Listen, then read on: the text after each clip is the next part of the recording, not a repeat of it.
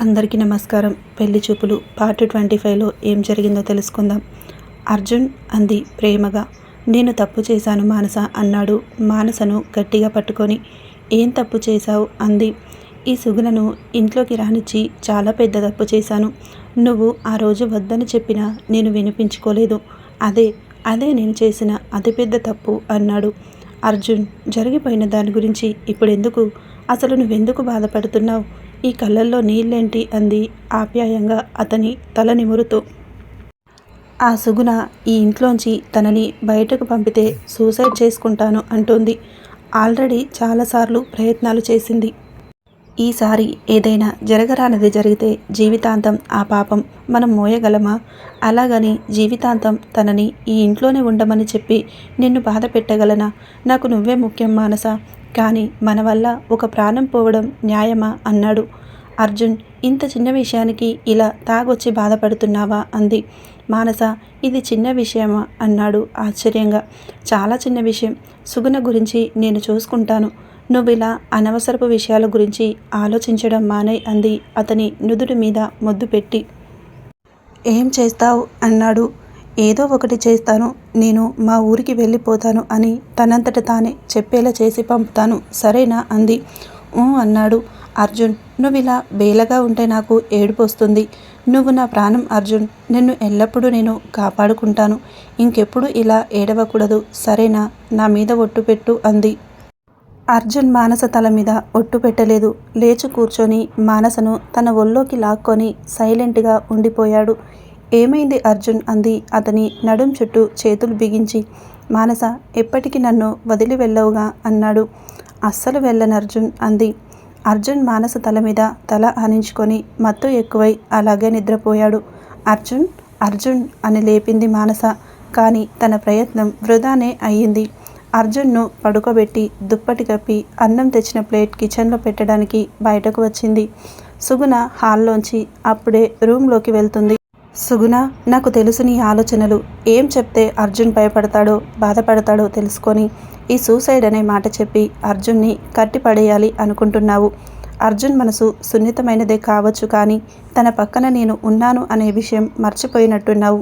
నీ పని రేపటి నుండి చెప్తాను. ఈ రోజుకు హాయిగా పడుకో అనుకుంది. మరుసటి రోజు అర్జున్ లేవడానికి ముందే లేచి మానస రెడీ అయ్యి కూర్చొని అర్జున్ వైపు చూస్తుంది. కొద్దిసేపటికి అర్జున్ కదిలాడు. అర్జున్ పక్కన వెళ్ళి కూర్చొని గుడ్ మార్నింగ్ డియర్ అర్జున్ అంది చిలిపిగా. గుడ్ మార్నింగ్ బంగారం అంటూ కళ్ళు నలుముకొని మానస కోసం చేతిని చాపాడు. ఇక్కడే ఉన్నాను అంది అర్జున్ చేతిని పట్టుకొని. వెంటనే అర్జున్ ఆ చేతిని పట్టుకొని మానసను తన మీదికి లాక్కున్నాడు. ఏ అర్జున్, ఏంటిది? వదులు అంది చిన్నగా. అర్జున్ మానసను చేతులతో తుడుముతూ తన మొహాన్ని చేతుల్లోకి తీసుకొని కళ్ళు తెరిచి మానస మొహాన్ని చూశాడు. ఏంటో ఈరోజు అయ్యగారు ఇలా చేశారు అంది అర్జున్ జుట్టును సరిచేస్తూ. అమ్మగారి దర్శనం కోసం అన్నాడు మానసను గట్టిగా తన శరీరానికి హత్తుకుంటూ. అర్జున్, చాలు ఆపు. ఏంటిది ఉదయాన్నే? వదులు అంది. అస్సలు వదలను అన్నాడు మానసను మత్తులోకి దించుతూ. అర్జున్ చేతులు తన శరీరం మీద చేస్తున్న నాట్యాన్ని తట్టుకోలేనట్టు మానస బలవంతంగా అతన్ని విడిపించుకొని లేచి కూర్చుంది. ఏమైంది అన్నాడు అర్జున్ కూడా లేచి కూర్చొని. నేను ఆల్రెడీ ఫ్రెష్ అయ్యాను అంది. అయితే ఏముంది, మళ్ళీ ఫ్రెష్ అవ్వచ్చు కదా అని మళ్ళీ మానసను లాక్కున్నాడు. ఇక ఏం చేసినా లాభం ఉండదని తెలిసి మానస కూడా అతనికి సహకరించింది. మానస అన్నాడు అర్జున్. అంది. అర్జున్ నగ్న శరీరం మీద అలసిపోయి పడుకున్న మానసను, ఏంటోయ్ ఈరోజు త్వరగా ఫ్రెష్ అయ్యావు అన్నాడు. అర్జున్, నీలో చాలా మార్పు కనిపిస్తుంది తెలుసా అంది ఆశ్చర్యంగా. ఏంటా మార్పు అన్నాడు. రాత్రేమో నన్ను బంగారం అన్నావు, ఇప్పుడేమో ఏంటోయ్ అంటున్నావు. ఇంకా ముందు ముందు ఏమేం అంటావు అంది. నీకు నచ్చలేదా అన్నాడు. మా ఆయన ఎలా పిలిచినా నాకు చాలా నచ్చుతుంది అని అర్జున్ నుదుటి మీద ముద్దు పెట్టి లేచి వాష్రూమ్లోకి వెళ్ళిపోయింది. అర్జున్ లేచి వెజిటేబుల్ షెడ్ వైపు చూస్తూ నిలబడ్డాడు. ఆ వెజిటేబుల్ షెడ్డుని మానస చాలా కేరింగ్గా చూస్తుంది. ఇంట్లో నన్ను ప్రేమించినంతగా ఆ షెడ్డును కూడా ప్రేమిస్తుంది. మానస కోసం ఇలాంటిది ఇంకా ఏమైనా చేస్తే ఎలా ఉంటుంది అనుకున్నాడు మనసులోనే. హలో, ఏం ఆలోచిస్తున్నారు అంది అర్జున్ వెనకే నిలబడి. మా మేడం గారి గురించే ఆలోచిస్తున్నానండి. ఏం చేస్తే నా మేడం ఇంకా ఇంకా ఆనందంగా ఉంటారా అని ఆలోచన అన్నాడు మానస వైపు తిరిగి. ఏంటి అర్జున్ మంచి హుషారుగా ఉన్నావు అంది మానస ఆశ్చర్యంగా. రాత్రి నువ్వు చెప్పిన ధైర్యం, ఇప్పుడిచ్చిన సుఖం ఇవి చాలవా నేను ఆనందంగా ఉండడానికి అన్నాడు. మానస తల మీద చెయ్యి వేసి మానస సిగ్గుతో తలదించుకుంది. ఐ లవ్ యూ మానస. నువ్వు నా జీవితంలోకి రాకపోతే నేను ఏం మిస్ అయ్యేవాడినో, ఎంత మిస్ అయ్యేవాడినో తలుచుకుంటే చాలా భయం వేస్తుంది అన్నాడు. మళ్ళీ కిటికీ వైపు తిరిగి మా ఆయనగారు ఇవన్నీ ఆలోచించడం మానేసి ఫ్రెష్ అయి వస్తే ఆయనతో చాలా మాట్లాడాలి అంది మానస. 10 నిమిషాల్లో వచ్చేస్తాను సరేనా అన్నాడు. అలాగే సార్, కిచెన్లో ఉంటాను అంది. ఓకే బంగారం అనేసి బాత్రూంలోకి వెళ్ళిపోయాడు అర్జున్. మానస అర్జున్ పిలుపులు తలుచుకొని నవ్వుకుంటూ కిచెన్లోకి వచ్చింది. పల్లి కాంతమ్మ ఇద్దరు కిచెన్లో పనిచేస్తున్నారు. పల్లి కాఫీ అంది. సరేనమ్మా అన్నాడు. మీ సారు కూడా వస్తారు, ఇద్దరికి కలిపి ఇచ్చేయి అనేసి హాల్లోకి వచ్చి కూర్చుంది. సుగుణ కూడా వయ్యారంగా ఊపుకుంటూ మొహంలో అదో రకమైన కాన్ఫిడెన్స్తో వచ్చి కూర్చుంది. నువ్వు నన్ను బయటకు పంపలేవు మానస అని ఛాలెంజ్ విసిరినట్టుగా అనిపించింది మానసకు. మానస చిన్నగా నవ్వుకుంది. అర్జున్ కూడా వచ్చేశాడు. ఏమండోయ్ కాఫీ నాకు కూడా అంది కిచెన్ వైపు వెళ్తున్న అర్జున్తో. సరే బంగారం అన్నాడు అర్జున్. మానస నవ్వుతూ సుగుణ వైపు చూసింది. సుగుణ మాత్రం ఆశ్చర్యంగా అర్జున్ వైపే చూస్తుంది. సుగుణ నువ్వు కాఫీ తాగుతావా అంది కావాలని. తాగాలి అంది. మరి వెళ్ళి పెట్టుకో, ఇక్కడ కూర్చుంటే ఎలా వస్తుంది అంది మానస. పల్లి పల్లి అంది సుగుణ గట్టిగా. పల్లి నిదానంగా బయటకు వచ్చాడు. అర్జున్ కూడా 2 కప్పులతో వచ్చి మానస పక్కన కూర్చున్నాడు. ఏంటమ్మా అన్నాడు సుగుణ వైపు చూసి పల్లి. కాఫీ ఇవ్వు అంది ఆర్డర్ వేసినట్టుగా. పల్లి నువ్వెళ్ళు అంది మానస. సరే అనేసి పల్లి లోపలికి వెళ్ళిపోయాడు. సుగుణ నీకు కావలసినవి నువ్వే చేసుకోవాలి ఇక నుండి సరేనా అంది మానస. మానస నేనా, నా వల్ల కాదు అంది సుగుణ. ఇక్కడ నువ్వు ఉండాలి అంటే ఎంత కష్టమైనా ఎలాంటి పరిస్థితి అయినా నీ పని నువ్వే చేసుకోవాలి, లేదంటే హ్యాపీగా ఇక్కడ నుండి వెళ్ళిపోవచ్చు అంది మానస. సుగుణ అర్జున్ వైపు చూసింది. అర్జున్ ఇదేమి తనకు పట్టనట్టు కాఫీ తాగుతున్నాడు. మానస 1-2 పనులంటే చేసుకోగలను కానీ అన్ని పనులు చేయాలంటే చాలా కష్టం అంది కోపంగా. చూడు సుగుణ, ఈ ఇంటికి నువ్వు బంధువుని కాదు, బయటెక్కడ బ్రతకడం చేతకాక ఆశ్రయం కోసం వచ్చిన శరణార్థివి. కష్టపడి తింటే నీకు గౌరవం ఉంటుంది, లేదంటే చాలా అసహ్యంగా ఉంటుంది. నువ్వు ఏమనుకుంటున్నా నాకు అభ్యంతరం లేదు. నీకు కాఫీ కావాలంటే నువ్వే పెట్టుకోవాలి, అలాగే నీకు వంట కావాలంటే నువ్వే చేసుకోవాలి. మిగిలిన పనులు తర్వాత చెప్తాను అని అక్కడి నుండి లేచి వెజిటేబుల్ షెడ్డులోకి వచ్చింది. వెనకే అర్జున్ కూడా వచ్చాడు. అర్జున్ నీకు ఆఫీస్ టైం అవుతుంది, వెళ్ళి తినుపో, నేను వస్తాను అంది. మనం బయటకు వెళ్దాం అన్నాడు షెడ్డులోని మొక్కలను పరిశీలిస్తూ. బయటగా ఎందుకండి అంది అతని వెనకే నడుస్తూ. చెప్పను, కానీ నీకు సర్ప్రైజ్ మాత్రం ఖచ్చితంగా ఇస్తాను అన్నాడు. తమాషాలు చేయడం ఆపి ఆఫీస్కు వెళ్ళు అంది మూతి తిప్పుతూ. ఏంటోయ్ నమ్మడం లేదా అన్నాడు మానస వైపు చూసి నవ్వుతూ. నమ్ముతున్నాను, అందుకే ఆఫీస్కు వెళ్ళమంటున్నా అంది. సరే నువ్వు పద, ఇద్దరం ఆఫీస్కు వెళ్దాం అన్నాడు. అర్జున్ ఈరోజు చాలా వింతగా ప్రవర్తిస్తున్నావు అంది నవ్వుతూ. నువ్వు ఏమనుకున్నా పర్లేదు, వెళ్దాం పద అని మానసను బలవంతంగా అక్కడి నుండి ఇంట్లోకి తీసుకెళ్ళిపోయాడు. ఇద్దరు టిఫిన్ తిని ఆఫీస్కు బయలుదేరారు. పల్లి మధ్యాహ్నం వచ్చేస్తాను, సుగుణ తనకు కావలసినవి చేసుకుంటుంది సరేనా అని చెప్పేసి అర్జున్తో పాటు ఆఫీస్కు వెళ్ళిపోయింది. మానస ఇక్కడే కూర్చో అని అర్జున్ మానసను తన క్యాబిన్లో కూర్చోబెట్టి బయటకు వెళ్ళాడు వినయ్తో.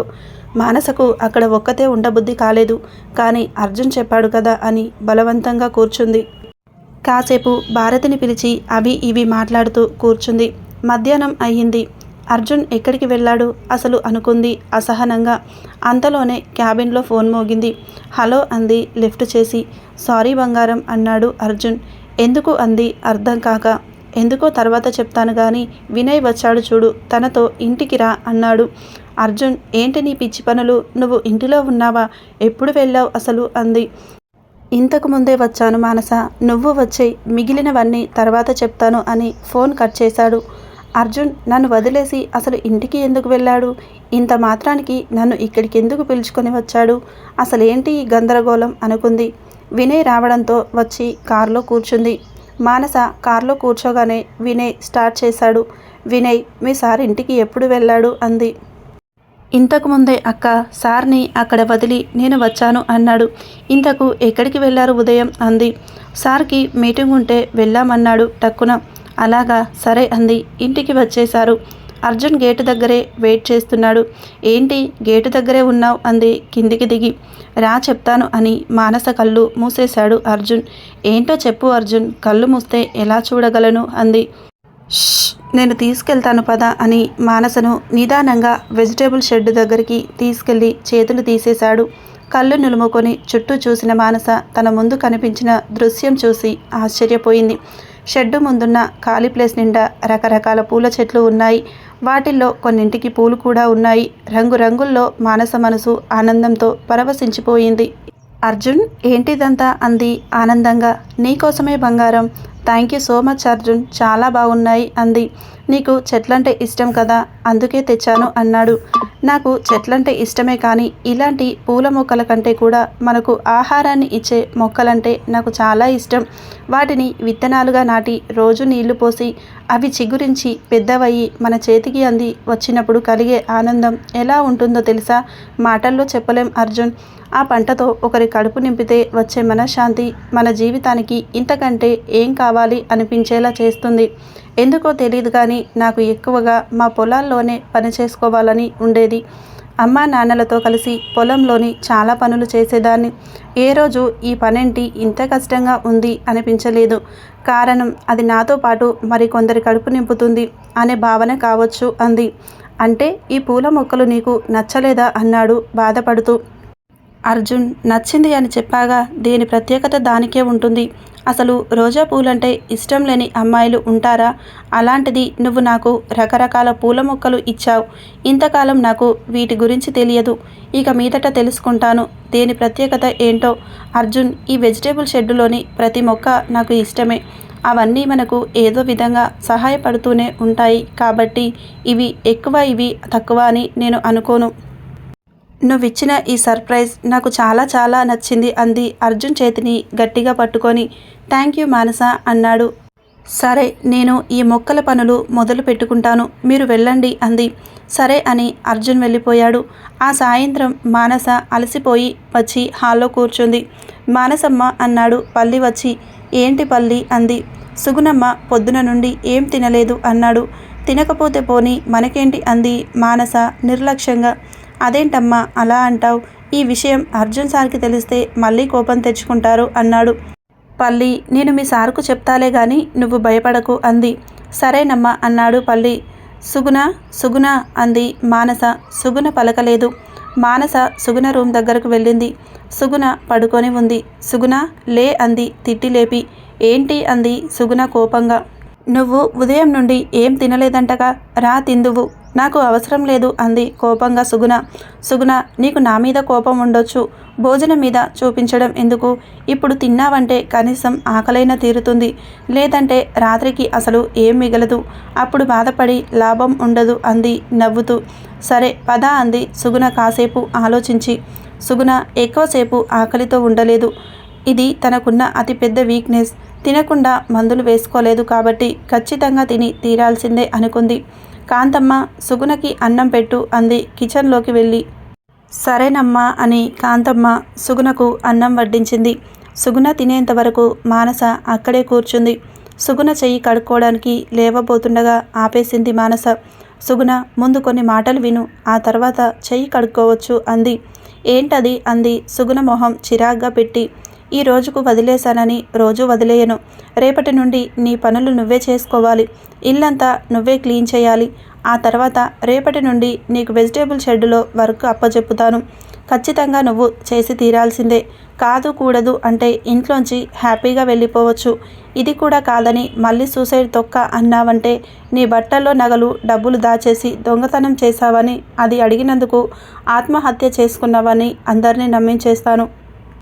ఇక జగదీష్ అంటావా, తన పెళ్ళానికి భయపడి నీ విషయంలో కలగచేసుకోడు. మీ ఫ్యామిలీ మెంబర్స్ అంటావా, నీకు వాళ్ళ మీద కోపంగా ఉండేదని చెప్తాను. ఇక మిగిలింది కేవలం రాణిని నేను చూసుకుంటాను. మంచిగా చదివించి ప్రయోజకురాలిని చేస్తాను అంది స్టైల్గా కూర్చొని. సుగుణ మానస వైపు ఆశ్చర్యంగా చూస్తూ ఉండిపోయింది. ఏంటి ఇదంతా కళ నిజమా అనుకుంది. సుగుణ, ఇవన్నీ తూచా తప్పకుండా పాటించాలి, లేదంటే నాలోని కోపాన్ని చూస్తావు. ఇన్ని రోజులు ఎందుకులే అని ఊరుకున్నాను, కానీ ఇక మీదట ఊరుకోను, అర్థమైందా అంది. సుగుణ ఏం మాట్లాడలేదు, సైలెంట్గా ఉండిపోయింది. సుగుణ, మరో విషయం, ఈ విషయంలో అర్జున్ ప్రమేయం ఉండదు. ఒకవేళ అర్జున్తో చెప్పి మా మధ్యలో గొడవలు పెట్టాలి అనుకుంటే అది ఖచ్చితంగా నీ మూర్ఖత్వమే అవుతుంది. అర్జున్ ఇప్పుడు నీ బెదిరింపులకు భయపడే స్టేజ్లో లేడు. నువ్వే ఏదో ఒకరోజు అర్థం చేసుకుంటావు అని ఇన్ని రోజులు ఆగాడు. ఇక మీదట తను కలుగజేసుకోవడానికి నేను ఒప్పుకోను. కాబట్టి ఎటువైపు చూసినా ఒంటరిదానివి. చాలా జాగ్రత్తగా ఆలోచించి నిర్ణయం తీసుకో. ఇక్కడ ఉండి అన్ని పనులు చేసుకుంటావా, లేక హాయిగా మీ ఇంటికి వెళ్ళిపోతావా అనేసి వెళ్ళిపోయింది. సుగుణ మానస వైపే చూస్తూ ఉండిపోయింది. మరుసటి రోజు నుండి సుగుణ కూడా పనులు చేయడం మొదలుపెట్టింది. అది చూసి మానస ఆశ్చర్యపోయింది. నేను ఇంతగా చెప్పాక సుగుణ వెళ్ళిపోతుంది అనుకున్నాను, కానీ ఇదేంటి సుగుణలో ఈ మార్పు? సరే, ఎన్ని రోజులు చేస్తుందో అది కూడా చూద్దాం అనుకుంది. రోజులు గడుస్తున్నాయి. మానస సుగుణకు ఒక్కో పనే పెంచుతూ వస్తుంది. సుగుణ తొందరలోనే ఇంట్లోంచి వెళ్ళిపోతుంది అనుకుంది. పాపం పిచ్చి మానస తనకు మంచి రోజులతో పాటు దురదృష్టం కూడా వెంటాడడానికి వస్తుందని అప్పుడు గ్రహించలేకపోయింది. తర్వాత ఏం జరిగిందో నెక్స్ట్ పార్ట్లో తెలుసుకుందాం.